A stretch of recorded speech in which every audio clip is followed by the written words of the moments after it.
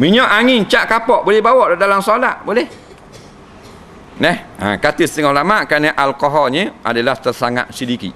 Dah kalau kita nak ihtiyat, nak cermat, hukum warak, jangan hukum fiqh. Walau sedikit pun benda-benda walaupun dimaaf oleh fiqh, tapi dah kita nak ambil warak, asal akal. Tapi hukum untuk orang awam ni hukum fiqh. Hukum warak ni untuk individu jangan paksa orang ramai. Batuk yang panjang dalam solat batal atau tidak? Ya, batal semayang. Batal. Sejam lebih batuk. Tak betul. Kali batal. Kalau panjang sangat. Tapi kalau dalam membaca Fatihah, tengok dulu. Kalau sekali dua batuk, tak putus walak. Berpanjangan batuk, putus walak. Maknanya kena ulang balik Fatihah.